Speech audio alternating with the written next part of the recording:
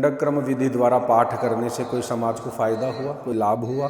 क्या 50 दिन लगातार वेद पाठ करने से कोई फायदा हुआ? मैं देख भी रहा हूँ कई नास्तिक लोग इस बात को लेकर काफ़ी चिंतित हैं।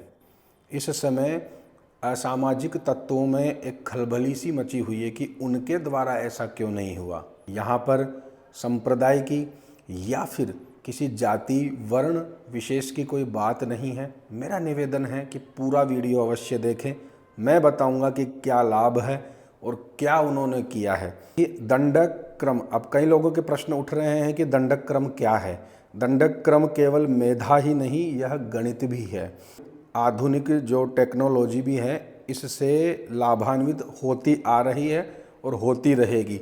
ये वैदिक गणित के सूत्रों से बनती हैं और वैदिक गणित का आप सभी जानते ही हैं क्या है सिस्टम।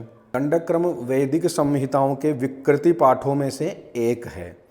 इसमें मंत्रों या शब्दों को एक विशेष क्रम में इस प्रकार व्यवस्थित किया जाता है कि एक दंड की तरह क्रम बन जाता है। आगे बढ़ना और फिर पीछे लौटना, ऐसा क्रम इसमें बनता है। तो जो पद होते हैं छोटे छोटे, वो ऐसा होता है कि उसमें सिस्टम होता है कि जैसे किसी का नाम है पंडित कान्हा दादिच, ऐसा किसी का नाम है तो पहले पंडित कान्हा दादिच, फिर कान्हा दादिच, दादिच कान्हा, कान्हा पंडित, ऐसे ऐसे होता है। अच्छा, इसमें देखिए क्या सूत्र है, हमारे वेदों में क्या सूत्र है और किस प्रकार से इनको सुसज्जित किया जाता है, कैसे सूत्र बनाया है, कैसे गणित लगाई है इसमें कि यह उल्टा सीधा जो क्रम है, आगे बढ़ना उल्टा आना, यह क्रम होता है। इसमें अर्थ का भेद नहीं होता है, अर्थ नहीं बदलता है। आप इसमें ये विशेषता देखेंगे। आधुनिक कंप्यूटर में भी इन्हीं सूत्रों का उपयोग भी हुआ है। डेटा जो हैंडलिंग और रूटिंग में मल्टीप्लेक्सर MUX और डी मल्टीप्लेक्सर DEMUX जो संयोजन सर्किट होता है, सिस्टम के भीतर डेटा का कुशलतापूर्वक चयन और रूटिंग करने के लिए महत्वपूर्ण है, जिससे संचार चैनलों और बैंडविड्थ का अनुकूलन भी होता है। कोड रूपांतरण और डिकोडिंग, डिकोडर और एनकोडर का उपयोग CPU के भीतर निर्देश कोड को विशिष्ट नियंत्रण सिग्नल में परिवर्तित करने या विशिष्ट मेमोरी स्थानों, मेमोरी डिकोडर का चयन करने जैसे कार्यों के लिए किया जाता है। अब दंडक क्रम की जो गणितीय संरचना है क्या है, आपको मैं स्क्रीन पर भी दिखाऊंगा।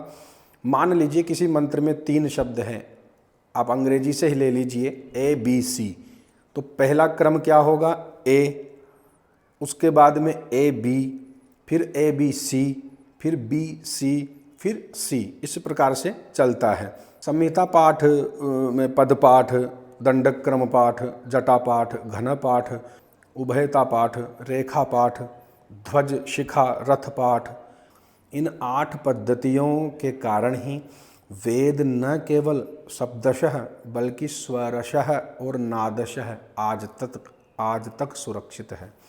यह विश्व की सबसे प्राचीन और सुदृढ़ मौखिक ज्ञान परंपरा का चमत्कार है। संसार में इसके समकक्ष कोई उदाहरण नहीं है। पाठ के अनेक प्रकार इनके अर्थ को भी बिगाड़ने का अवसर नहीं देते हैं। यह बहुत खास बात है। यही तो भारत की श्रौत परंपरा है, जो आतंकियों द्वारा नालंदा में दहन से भी नहीं जली।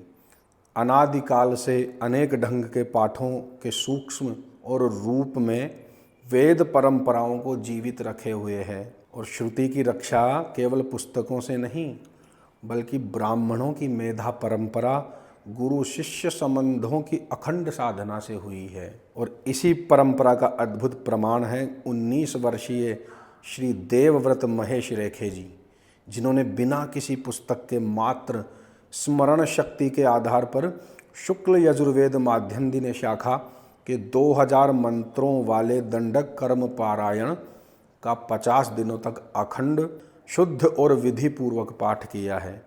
यह उपलब्धि न केवल उनकी मेधा शक्ति और तपस्या का प्रतीक है बल्कि आने वाली पीढ़ियों के लिए प्रेरणा का भी आलोक है। से निवेदन है कि सभी प्रणाम करें, उन्हें नमन करें, जहाँ से बैठे हैं उन्हीं को प्रणाम करें। ऐसी वेद मूर्ति, ऐसी दिव्य मूर्ति, ऐसी आत्माएं इस धरातल पर भगवान की कृपा से ही आती है, गुरु कृपा से ही। इसलिए मैं देवव्रत जी को प्रणाम करता हूँ, वेद भगवान को प्रणाम करता हूँ। सनातन धर्म की ऐसे ही रक्षा हो, सुरक्षा हो, और ऐसे ही सनातन धर्म का इतिहास और सनातन धर्म की जो जड़ है, वृक्ष है, वो सदैव ऐसे ही हरा भरा रहे। आपको बहुत बहुत धन्यवाद। हर हर महादेव, नारायण।